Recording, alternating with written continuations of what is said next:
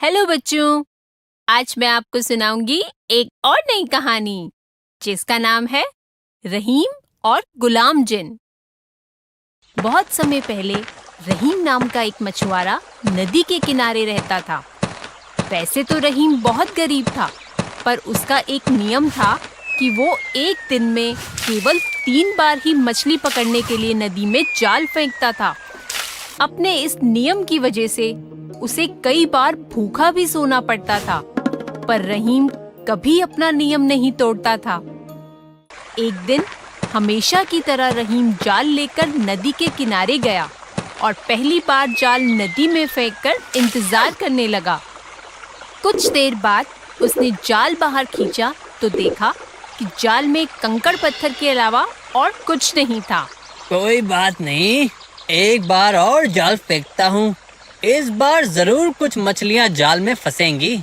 ऐसा कहकर उसने दूसरी बार जाल नदी में फेंका। कुछ देर बाद उसे जाल कुछ भारी महसूस होने लगा।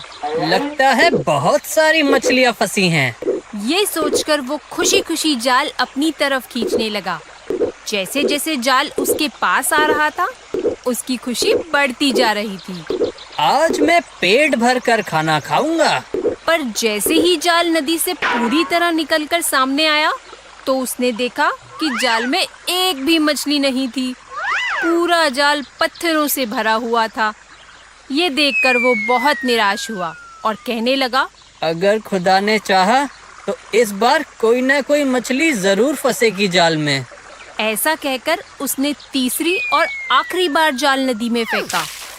कुछ देर बाद उसे फिर से जाल कुछ भारी महसूस हुआ, पर इस बार वो बिल्कुल खुश नहीं हुआ और बोला, खुश होने से पहले मुझे देख लेना चाहिए कि जाल में फंसा क्या है।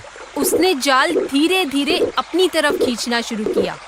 जब जाल पूरी तरह पानी से बाहर आ गया, तो उसने देखा कि जाल में कुछ पत्थर और पीतल के एक पुराने चिराग के अलावा कुछ नहीं है।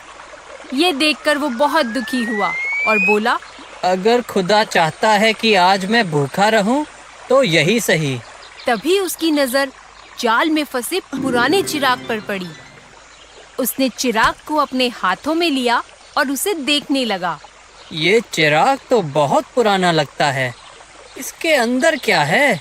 ऐसा कहकर उसने जैसे ही चिराग का ढक्कन हटाया, चिराग में से धुआं निकलने लगा और फिर एक बहुत विशालकाय जिन चिराग से निकला और रहीम से कहने लगा, तुमने मुझे इस चिराग से आजाद किया है, इसलिए आज से मैं तुम्हारा सेवक हूँ।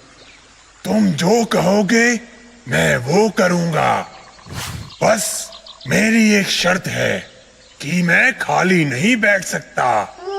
इसलिए अगर तुमने मुझे कोई काम नहीं बताया और मुझे खाली बैठना पड़ा, तो मैं तुम्हें उसी वक्त मार दूंगा और हमेशा के लिए आजाद हो जाऊंगा।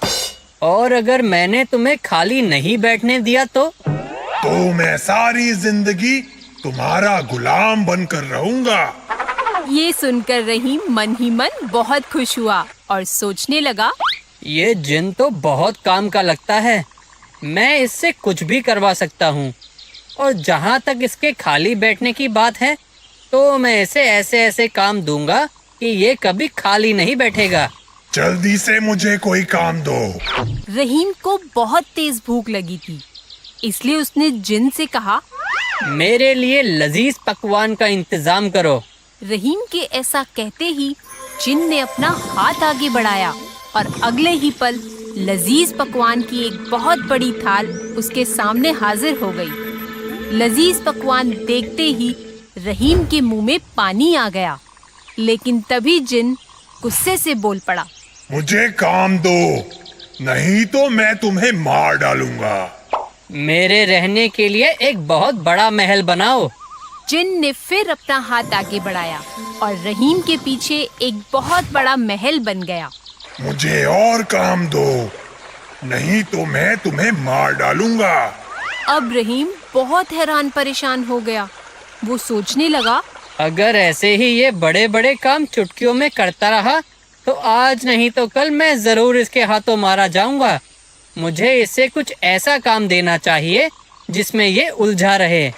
जल्दी से मुझे काम दो, नहीं तो मैं तुम्हें मार डालूंगा। अचानक रहीम को एक तरकीब सूझी। उसने मुस्कुराकर जिन से कहा, अच्छा तो एक काम करो, तुम सीढ़ियाँ बनाओ जो महल की छत तक जाती हो। जिन ने अपना हाथ आगे बढ़ाया और पलक झपकते ही महल की छत तक सीढ़ियाँ बन गई। मुझे और काम बताओ, नहीं तो मैं तुम्हें मारकर आजाद हो जाऊंगा। अब तुम इन सीढ़ियों से ऊपर जाओ और नीचे आओ। इस तरह सीढ़ियाँ उतरते चढ़ते रहो और जब तक मैं तुम्हें दोबारा नहीं बुलाऊं मेरे पास मत आना। ये सुनते ही जिन का मुंह लटक गया। वो समझ गया कि अब वो कभी आजाद नहीं हो पाएगा। दूसरी तरफ रहीम खुश था। अब उसके पास रहने के लिए इतना बड़ा महल था और काम करवाने के लिए एक गुलाम जिन।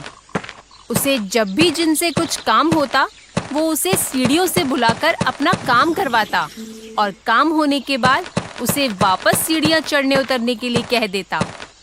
तो बच्चों, इस कहानी से हमें ये शिक्षा मिलती है कि जिस तरह चीनी कड़वी से कड़वी चीज को मीठा कर सकती है, उसी तरह समझदारी बड़ी से बड़ी मुसीबत को फायदे में बदल सकती है। इसलिए हमें हमेशा अपनी समझ से काम लेना चाहिए। दोस्तों, अगर आपको ये वीडियो पसंद आया हो तो इसे लाइक करें, चैनल सब्सक्राइब करें और हमारे कार्टून शोज सबसे पहले देखने के लिए बेल आइकन दबाना ना भूलें।